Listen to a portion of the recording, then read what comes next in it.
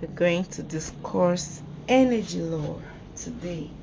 We're going to continue with the energy law we started a few weeks ago, and that's why I'm here with you today. Once more, you're welcome to Sustinary Energia channel. With you, of course, is Barrister Egbe Eyongakumbe. In our last episode, we talked about energy.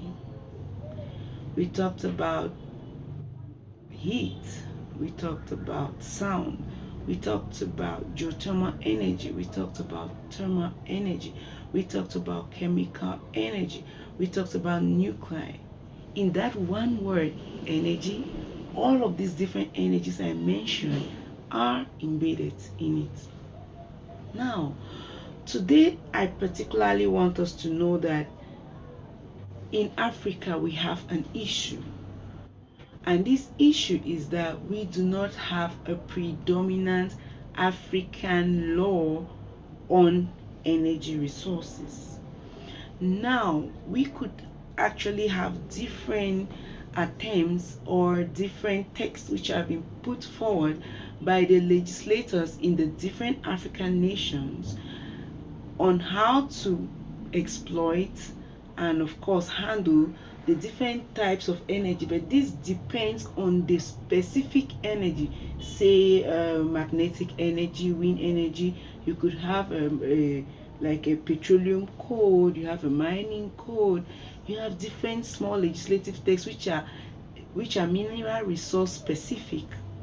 So now you have to know that energy actually talks about the renewable and the non-renewables. They are all put together.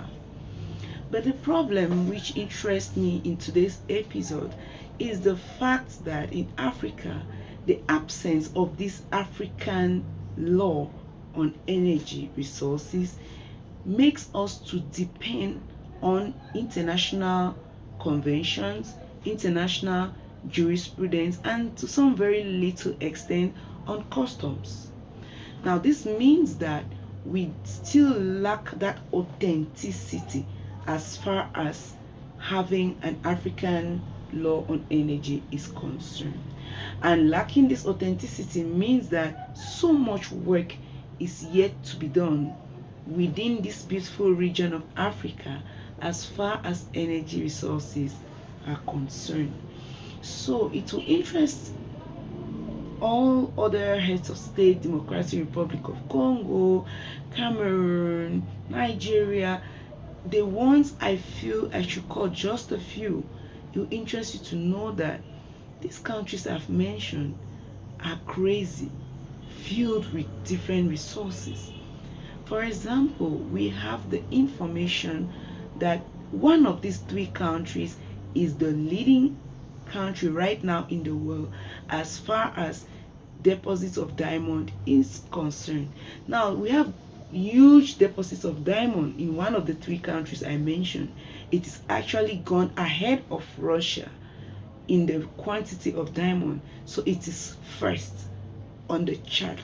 But how are we going to focus on extracting it for our own benefits? We are still going to rely on international law.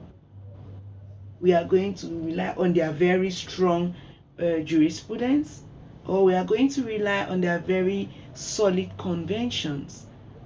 But those things would never be good enough to favor the African continent, because the interest of every lawmaker or legislator is to protect his own people first. So that's the most serious thing we're going to face as we keep going on with the conversation, with the debate, or with the discussion on energy law within the African region.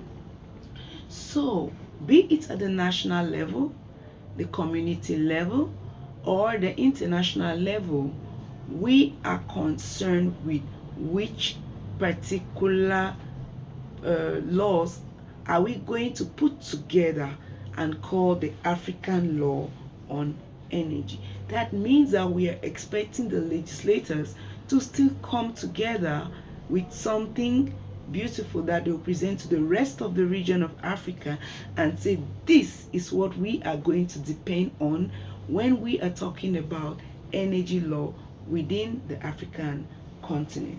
So this collection of different judicial sources from Europe and other parts, Europe, America, in the name of conventions or jurisprudence, do not give us room to grow our own African energy in its full potential. And that's what we should focus and avert our minds to. Also, we have to notice that whenever we depend on these jurisprudence or conventions, we look at ourselves as people picking from left, right, center, and it creates a kind of legal entanglement. It's a kind of legal marquise. With all of this, we don't know why this particular country arrived at this particular energy law for their particular region. So in picking up these different things that, oh, let's depend on this, let's do like this, our authenticity is lost.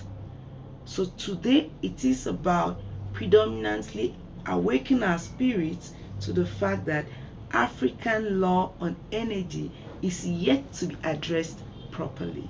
So hoping that this makes our minds to work, I'll be coming in the next episode with a beautiful topic, even more beautiful than today's intro is, much more on energy. So hoping that you had a nice time with me. I hope to meet you in my very next episode. Have a wonderful night. Bye.